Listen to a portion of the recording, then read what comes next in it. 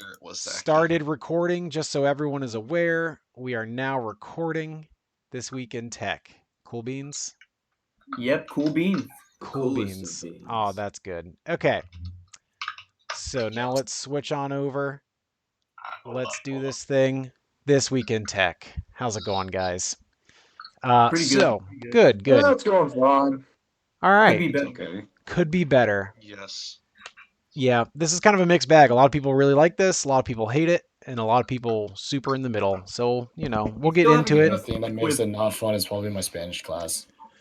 Yeah. Why is that?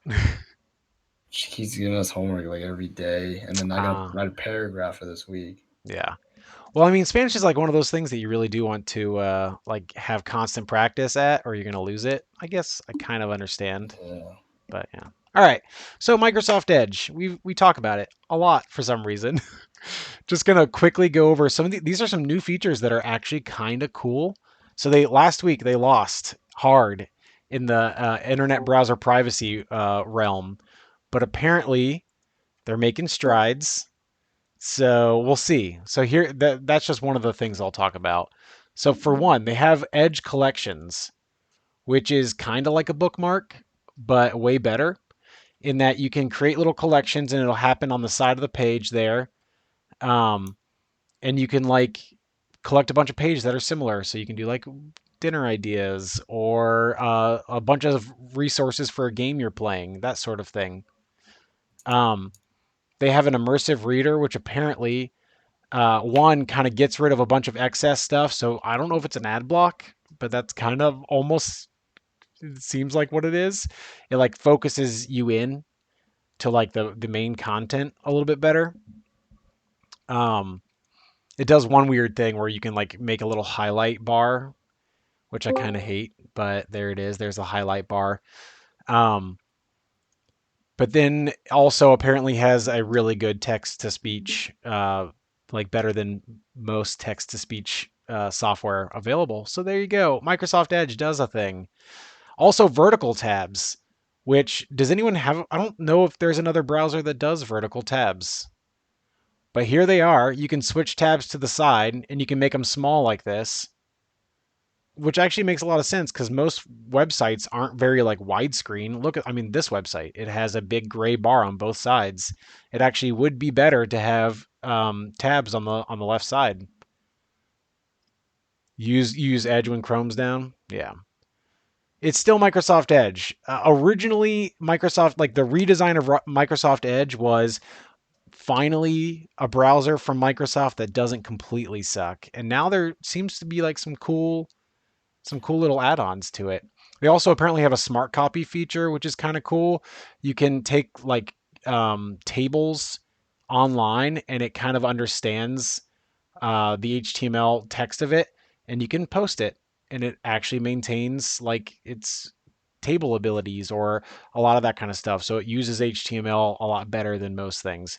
And then apparently they have password monitor, tracking protection, and in private enhancements, which is good because they just lost hard on being the worst browser for your internet privacy. So hopefully some of that improves that.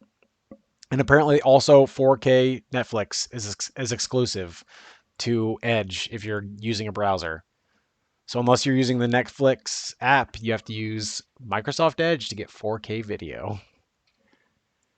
Yeah, vertical tabs definitely a novelty change. It's more, I mean, I don't know. It makes sense though. Like, why hasn't that ever been an option before? You have so many. You have dark mode and light mode as an option for everything. When dark mode is almost always the obvious choice, this one actually makes sense for me to be either way. So I don't know. Kind of a cool feature. I'm using Chrome right now. I'm not using Edge, but we'll see. I might switch over just to see that. All right, so this one's quick. Huawei back again. Um, so apparently they're using U.S. parts. So we all know Huawei. Yep, back Chinese phones. Uh, yeah. Oh, Huawei is banned in the U.S. As of last year. And this is the first major flagship phone that's come out since that ban. And actually, they've done a really good job trying to switch to not use US parts but they can't get away with it completely. It's kind of like us. We rely on China for a lot of our electronic parts, but a lot of like their front end modules, Skyworks, Qorvo, and Qualcomm make them. Like their chip, Qualcomm, that's a U.S. company. All of these are U.S. companies. So apparently, we still have stuff in the U.S. that China isn't able to replicate. Oh, we have to talk about Huawei every single week. This is true. Why did U.S. ban Huawei? Because they have reports that Huawei phones can spy on U.S. carriers. So they've never released any of those details before, but apparently they can do that. They can spy. That's what they've told us time and time again. They've never released how they know this. Because why would they? Yeah, it's kind of rough. All right, anyway. Just trust me, bro. Let's do this. Okay, so yeah, who is using any sort of like free online material that's like brand new free online because of this whole remote learning / coronavirus epidemic? Yeah, Zaki, go for it. Oh, you want me to tell you what I got? Unless it's one that I saw as a news report that is very not school appropriate. It's probably that, to tell you the truth. Okay. That's good. Good to know. Normal. So anyway, we're not going to go over it. I'm not going to go over a specific one. Yeah, that I saw. There was an article on a bunch of them, and that was one of them. Oh yeah, by the way, I was meaning to look up like April Fool's stuff, like an article that goes through all the April Fool's stuff today. If anyone knows of one that's good, could you post it, and then we can go over it real quick at the end if you want. So anyway, online libraries are lending out a bunch of books / youtube.com. Thank you so much. So helpful. A lot of your libraries have digital ebooks and audiobooks available. The Internet Archive, who a lot of you probably have used for Internet Wayback Machine, so like a lot of older versions of websites are made by the Internet Archive. But apparently they've also been scanning hard copies of books for years, and they'll rent out those books, but only so many as they have physical copies. So they'll buy physical copies of these books.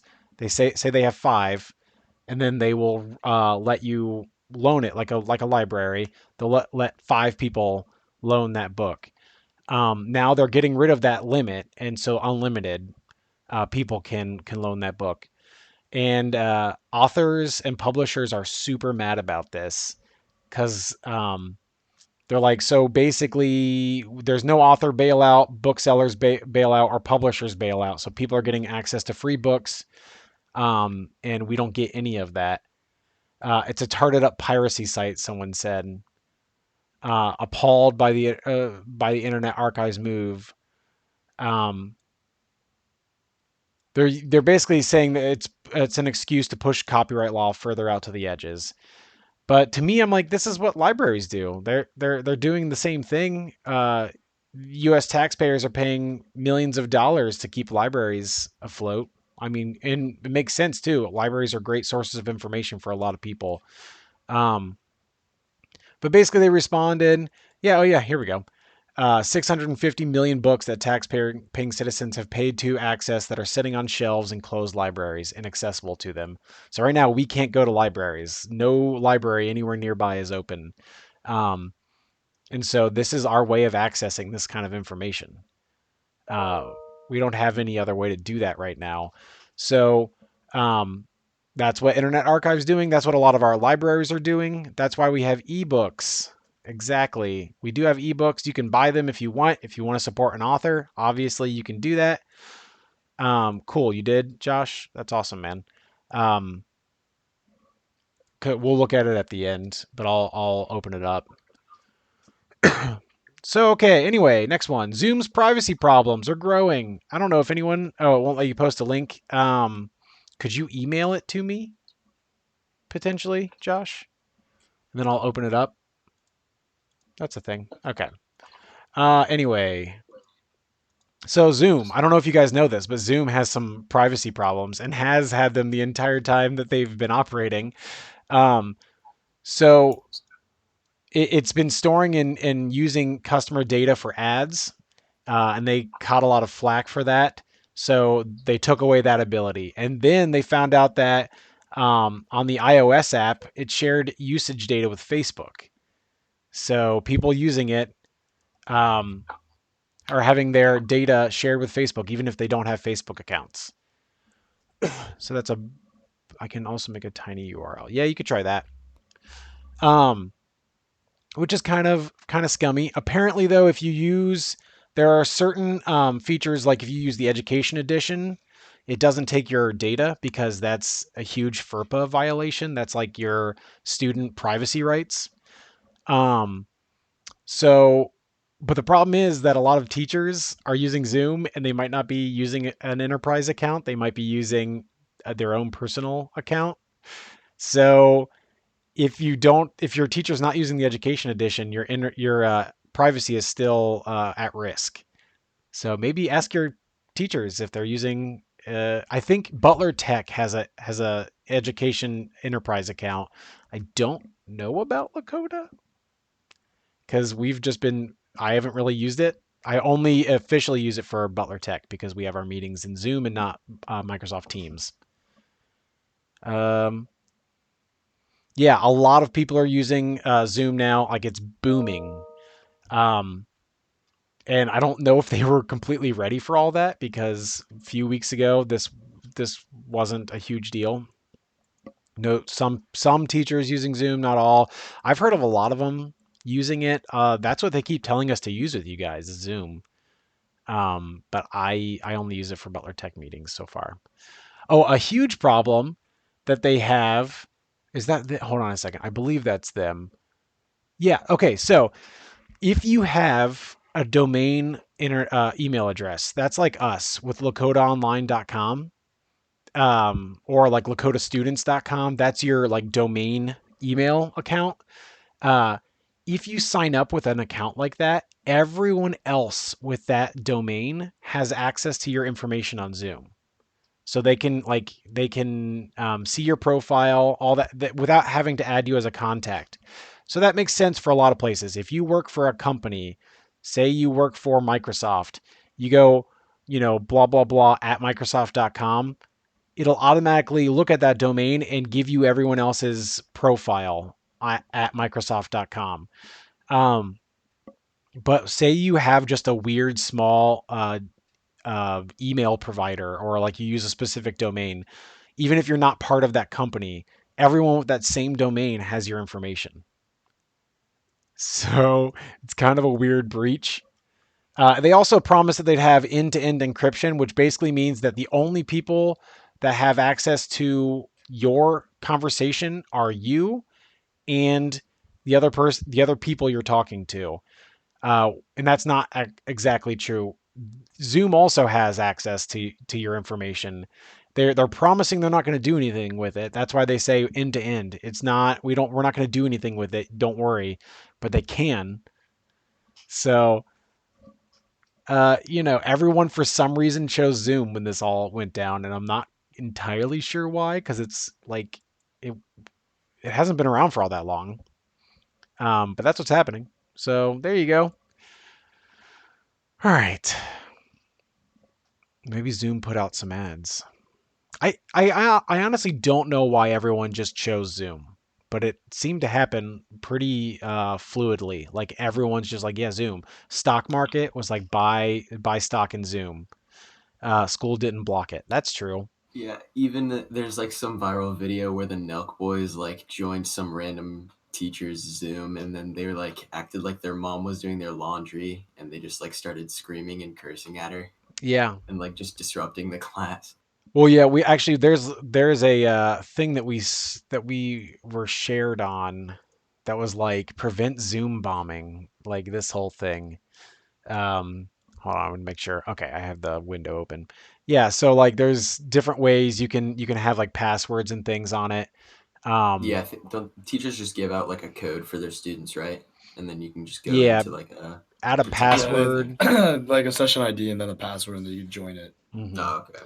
Yeah, it's kind of like, yeah, it's you don't want to see someone DDoSing your Zoom chat. Anyway, so Comcast waiving data caps hasn't hurt its network. So because of all this, everyone at home, remote working, remote education, Comcast decided let's waive data caps.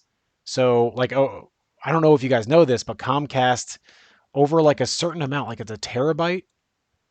Yeah, if you use over a terabyte of data in a month at home, they'll charge you extra, which is not, I don't think, what Charter or Spectrum does. Although I don't know, I have Cincinnati Bell, but they've decided to not do that right now, so that people can just use as much internet as they want, and it's not hurting Charter at all. Their original reason for like giving data caps was because of bandwidth issues. So like if you needed to use more, you could pay for it. But that looks like it's kind of a lie. And the only reason they had it in the first place was because they wanted more money from people who used a lot of internet. So I think after this, a lot of people are going to be like, hold on a second, you were fine before. Like there were no issues before when we were all working from home. Why now? Why do I have to go back to paying $10 for every additional 50 gigabytes or 50 for more unlimited data?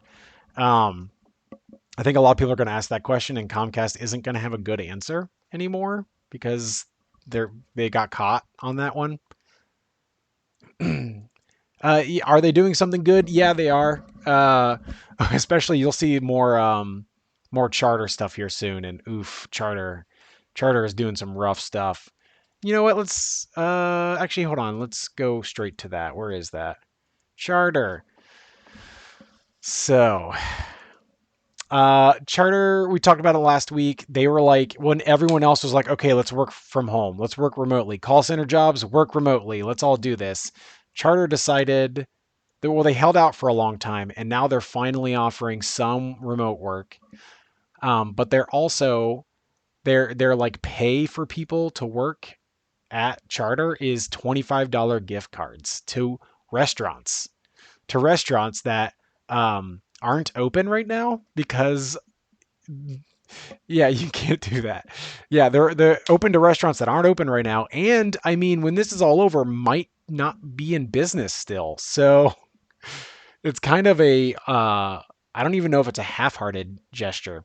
Also, apparently no hand sanitizer or gloves for people that are coming in.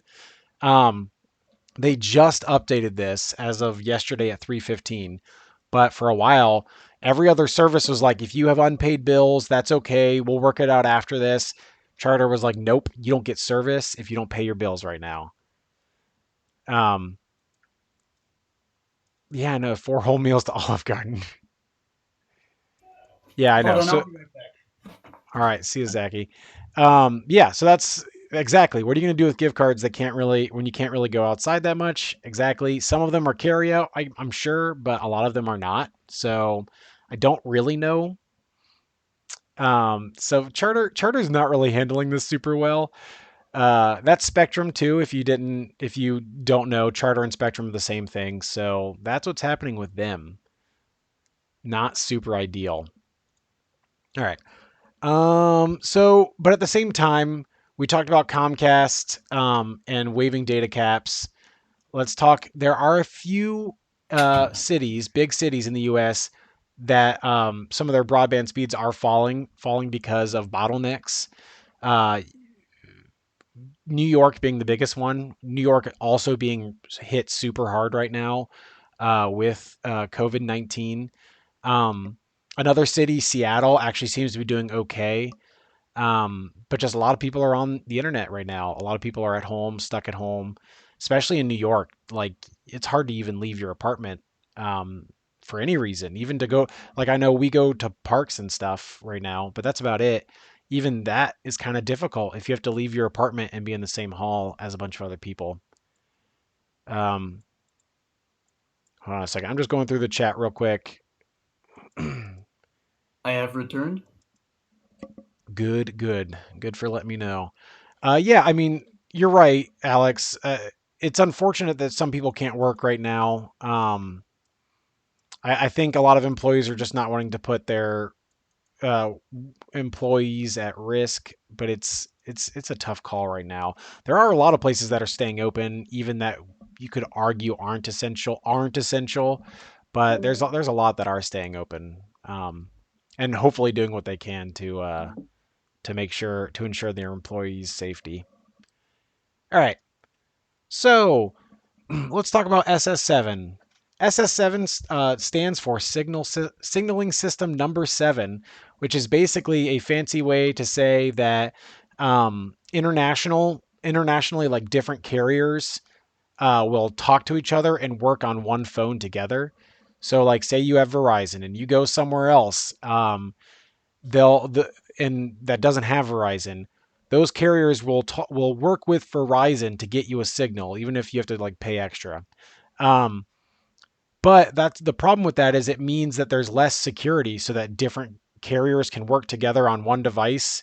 It'll let like those carriers have access to your device and to the other network. Um, so apparently Saudi Arabia has been taking data from a lot of people's cell phones, exploiting this like all over the world. So this has been happening since November. They've been gathering like millions of gigabytes of information from a bunch of different people around the world. So it's a really nice system. It's a really convenient system, but it's kind of causing some issues because clearly your privacy is at risk because of this. Not ideal. All right. And OneWeb. We'll go real quick through OneWeb. They were a competitor to like Starlink. They're low orbit satellites that give internet to people. They filed for bankruptcy because they can't get people to work on things right now.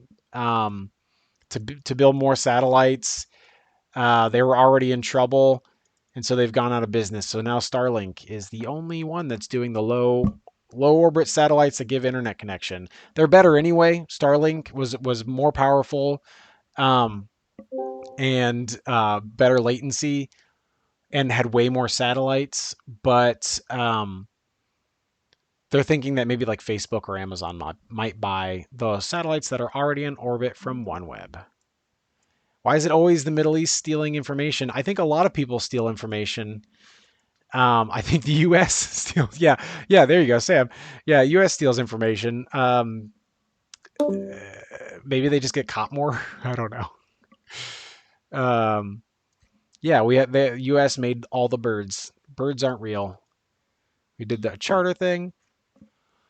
All right, this one maybe just makes me angry. I don't know about anybody else, but Dark Sky is a really awesome weather app. And the bigger use for Dark Sky really is that they've given their API available for a lot of people to use for their apps for years and years and years now. So Apple buys Dark Sky, saying, hold on a second. What's the quote? We will now reach far more people with far more impact than we ever could alone. That's what the Dark Sky rep told people when Apple bought them. And then immediately it's being taken off of Android, and you can't download it anymore. If you don't have it, then you can't get it now. With support completely ending July 1st, and also their browser edition completely ending support July 1st. So you can only get this on iOS devices now. So it's kind of unfortunate.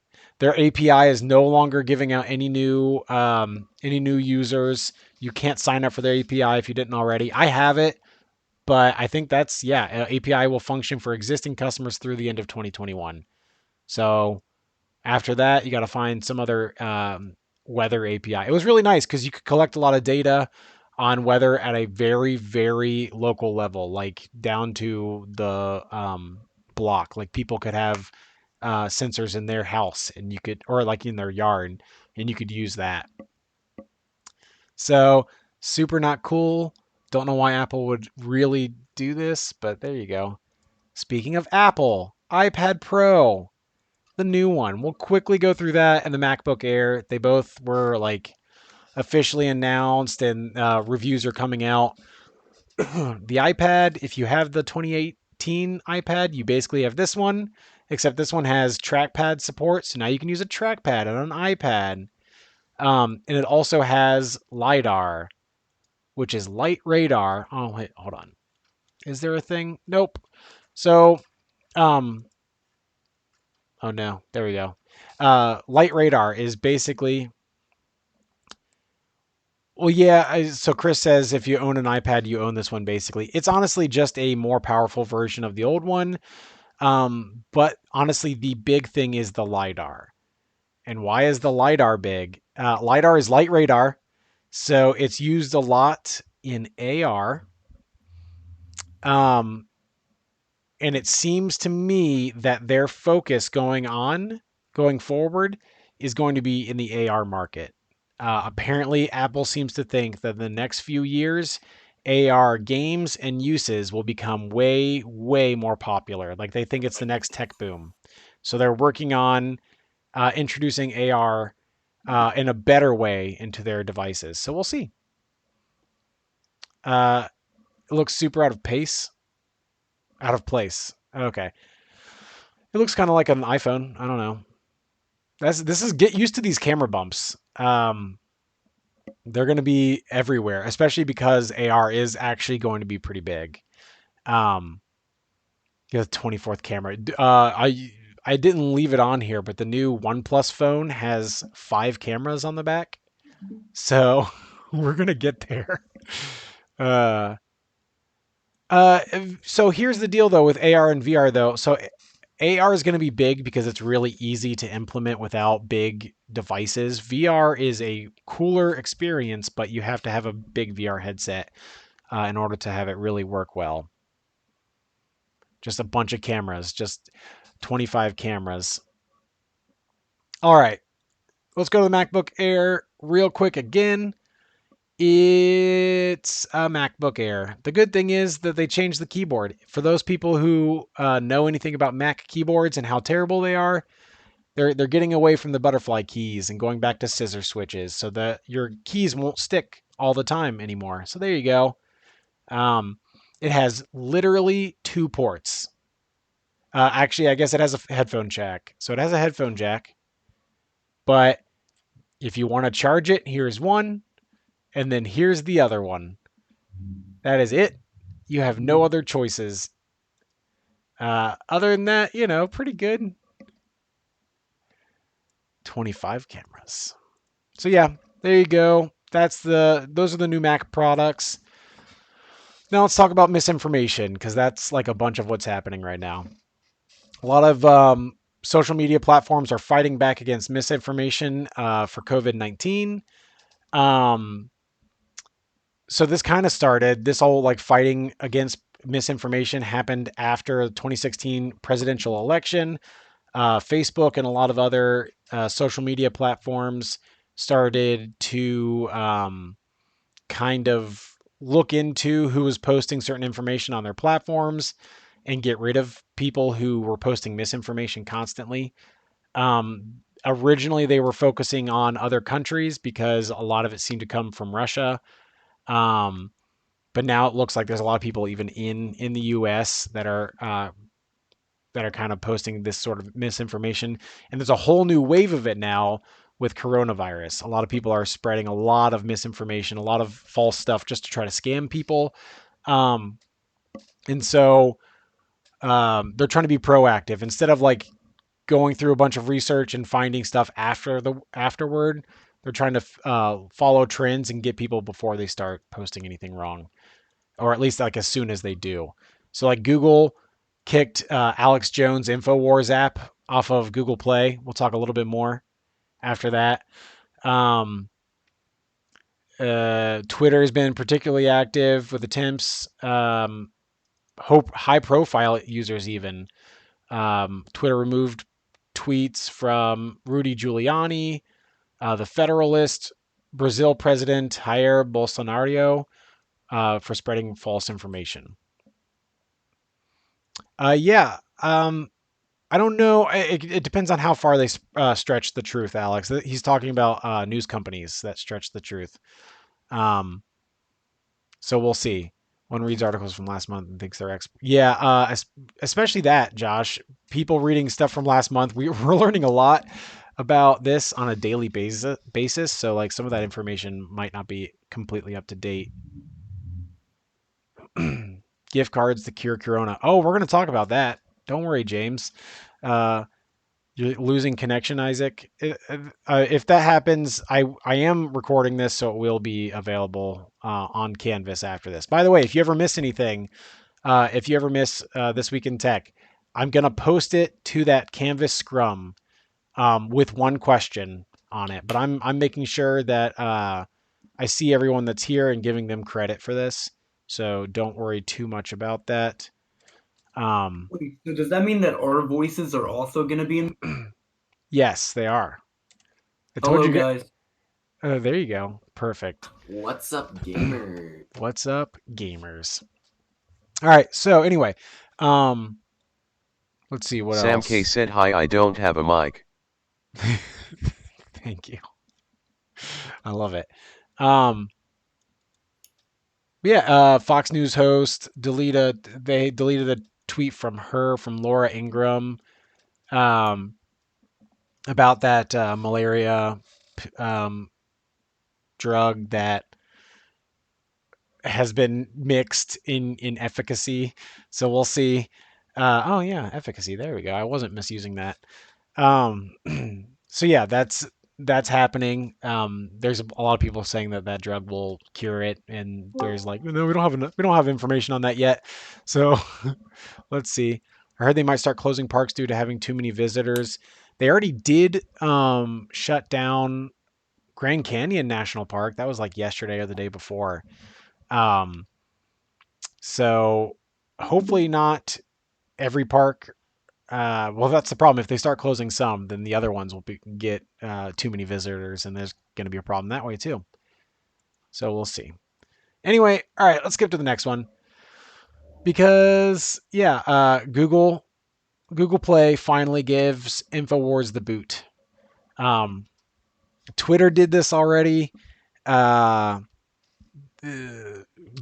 did it, and now Google is taking the InfoWars app off of Google Play because of spreading misinformation on coronavirus. I couldn't really see. They didn't say in this article what they did specifically, but it was a lot of stuff like it's not a big deal. Social distancing isn't a thing. Just go and do your normal life, that kind of stuff. I don't like them putting chemicals in the water. Give Gwyneth Paltrow time. She'll capitalize on this. But yeah, so they finally got rid of InfoWars on Google Play. It was a matter of time. InfoWars was going to do something. Anyway, so Kitboga. I know I've shown a Kitboga video or two in classes. Right now, that is a thing that happened, Tony. You're right. Right now, he's targeting scammers, like COVID-19 scammers, people who were selling essential oils that apparently cure COVID-19, and kind of seeing how disgusting some of these people are. Saying, like people who are saying, my boyfriend is like incredibly sick. Will this heal him? Should we go to the doctor? They're like, no, don't go to the doctor. Use this. It's $40 a bottle, and you have to buy 5 bottles. That's a minimum. So there's a little bit of craziness going on with some of these. Kitboga is a guy who has been he calls scam centers and wastes their time, and also kinds of spreads awareness of the different scams that are happening. He says the next big thing that's probably going to happen is a bunch of people calling you saying, "Hey, we're here to give you your $1,200 relief check. We just need your information, your bank account information in order to do that." So there's going to be an influx of that. So don't give your bank account information away over the phone. The federal government's not going to do that. They're not going to call you and ask for your bank account information. Just so you know. I don't know who they're all giving that to. If it's just adults, I guess it is. It's adults, and then they're going to give the money for those adults' children. Want money? They already have our bank account info. Maybe. I don't know. The government is both amazing at finding stuff and also super dumb. This is something you should always know about the government and pretty much just any large organization. All right. So Tesla, their solar panel facility or factory is making Medtronic ventilators. So they're just the next in a whole line of people who are making parts for ventilators. Like I said last week, it's kind of like wartime economy. People are like shifting production away for a little while to help with relief during this time. Some of them are saying that they're going to completely come back pretty soon to like car manufacturing. But GM's doing it. Ventec, Ford is helping GE Health.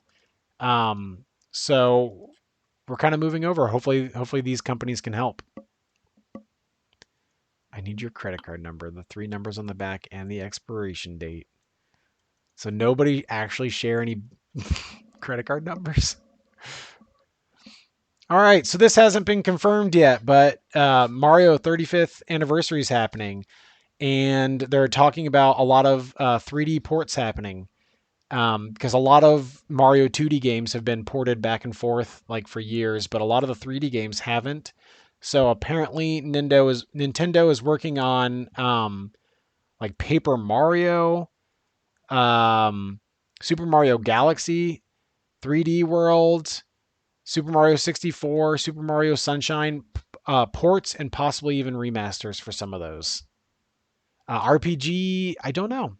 I think that's been ported a few times, or at least it's been like in virtual console or whatever it's called. But I'm hoping we get some really cool ones. That you say it's fake, Philip, but this is from some good sources apparently. So we'll see. And it's possible. And they haven't done it before. I feel like why wouldn't you? Why wouldn't you port Super Mario Galaxy, Super Mario Sunshine, those kinds of things over? I would buy them. There's a lot of 64 port. Yeah, Super Mario 64 is like the only 3D Mario that's been ported over, I think. It's been ported a couple times, but or maybe no, it might have only just been the DS one. Hotel Mario on Switch. Yeah, that's not going to happen. But yeah, so there you go. Continuing with gaming, Humble Bundle has a really cool bundle happening right now. It's probably the most expensive Humble Bundle that I've ever seen. It's $30, but you get a lot of stuff for it. So Into the Breach, Undertale, Hollow Knight. Undertale's in there. Oh no, I thought there was a new one. Oh no, not the new one. The Witness, Super Hot, Batman 3, Lego Batman 3, Killing Floor 2, Darksiders 2, Sniper Elite 3, How much is this Jackbox, thing? $30. Dang. And I don't remember. It's 100% of the proceeds go to support organizations responding to COVID-19, and they show who they're specifically sending it to at the bottom. So is this just a monthly subscription or something like that? So you can do monthly subscriptions with Humble Bundle, but I think this is just a pay once and you get all these. Oh. Yeah, you can do a monthly subscription and they give you certain ones every single month, but this is like you could just pay this $30 and you get all this. And if you have copies of these games already, what you usually get, I believe, are like access codes, so you can give them to a friend if you already have the game. Mm. Jackbox Party Pack 2, Brothers, Party Hard. I mean, there's a lot of games in here, and I have some of these. These are super good. Brutal Legend, Psychonauts, those are both good. World of Goo, V. So, Magicka, I like Magicka. So if you don't have a bunch of these, that could be a good thing. There's a few ebooks, Mood Elevator, that sort of thing. Army of Darkness, there you go. That's good stuff. There you go. Yeah, support charity. So they go to these, I believe. Or those are just the normal ones that they are. But yeah, you can also do subscriptions in Humble Choice Bundle. So there you go. That's happening. And then Quibi. Has anyone heard of Quibi? I have. I've seen a few ads on like YouTube, but I don't even know what it is. So okay, they've spent 1.75 billion in ads or in marketing for this. It is a short form, like high quality streaming service for mobile devices only. So they take celebrities, they make little short films. It's kind of like 10 minutes or less. So it's kind of like a YouTube kind of thing, but it's a $5 a month subscription and it's only on your phone. So it doesn't make a lot of sense, but Why? I don't know. It's not my It's market weird. at all. Not me at all. I am not their target market. But I'm assuming there's a lot of people out there who do a lot of like watching video on their phones, and But just for a Quibi. yeah, and I guess it makes sense if it's mobile because you don't want to watch a bunch of hour-long things on your phone. If you watch one 10-minute thing, it's a little easier. So it's that level of quality, like those high levels, like Netflix quality, I guess, at least as far as production. But they're only 10 minutes and they have stars like Sophie Turner and John Legend's wife. What's her name? Chrissy Teigen. Chrissy Teigen. There you go. And maybe more. I don't know. $5 for that. Yeah, I don't know. I'm not the market. I was kind of curious if anyone else has seen it or like knows any more about it because yeah, this is not something I'm going to spend money on. It's good for the industry. Yep, that is true. I mean, it is a niche. It's a niche that it's filling here. There's no one else that does quite this. So, we'll see. The U.S. is trying to fight T-Series. Trying to find T-Series. Yep, exactly. We got to find that niche. All right, so Sprint. Sprint is dead. Bye-bye. Bye, Sprint. So Sprint got bought out by T-Mobile. Sprint has been around. I didn't even know this. Sprint's been around, I mean, ever since I was a kid. It was always a like phone provider, telecommunications company. Big, but it was always there. Well, okay, so it was big before cell phones. It was one of the major telecoms. But yeah, it couldn't get the right. It didn't make the right decisions, and slowly just faded away. It got bought by T-Mobile, but they're hoping that this merger will help them compete more directly with Verizon and AT&T. We'll see. Apparently they started as a railroad company, so that's kind of crazy. What? Yeah. So like way before like telecoms. They're like a telegraph company or something like that. It's pretty cool. Mm-hmm. So yeah, exactly. So then they slowly telecommunications, telephone, cell phones. So I don't know. See a Sprint. I guess you're still technically around because T-Mobile owns you now, but that name is gonna be gone. It's gonna just be T-Mobile. Yeah, I wonder if like people's phones, if their carrier will switch names. Yeah, I don't know. All right. If that will cause any problems. So last story, real quick. Coronavirus may permanently change how we buy our food. So, Let's go. yeah, I'm getting a lot of stuff delivered. I know a lot of other people are definitely getting a lot of stuff delivered. We've definitely been able to tell that a lot of groceries and Amazon aren't able to keep up with it, which makes sense. It's all brand new. But they're going to be changing their systems, and people are going to realize how easy it is to just do this.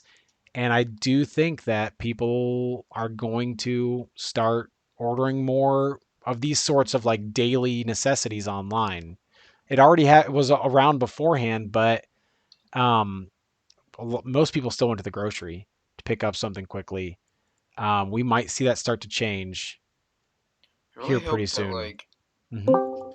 really hope everything doesn't just become like, click it online and get it delivered, become like a bubble. Yeah, I hope not. And I do hope that like you know, after this is all said and done, that we can find a balance between some of that stuff. Yeah, because I don't want people Yeah. to like think that there's just nothing but gonna be nothing but like diseases and stuff, and like everyone's gonna go into like a bubble in their house. Yeah. Hey, hey, hey. Hey, Hey, Carson. what's good? So, yeah, I agree. I honestly hope that once we get the all clear, or like we start to relax a little bit on some of this, that we appreciate being able to go out and do things more. Yeah. So maybe I'm hoping that's like silver lining of this is that we want to go out and do things. We want to explore in the real world a little bit more than we are right now. But we've also found good ways to be at home if we have to as well. Yeah, I like to pick out fresh produce. I'm going to a small market near my house that's really good produce and not a lot of people. So that's good too. But because you're right, ClickList and Amazon delivery, they just choose whatever they want. All right. That is all that I have for this week in tech. That's pretty quick. Yeah, kind of. It's less than Yeah, it's a less than little- an hour. I'm gonna stop recording for people who are doing a twit in their Scrum. The question will be below. There you go. There you go.